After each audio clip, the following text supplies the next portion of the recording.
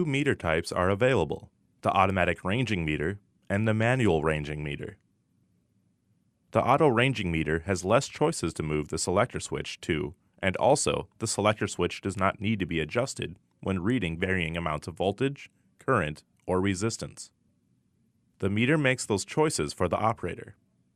The operator must keep an eye on the changing engineering units after the value like K and M when in the ohm meter mode. The manual ranging meter makes you work the range switch up and down the engineering unit's scale.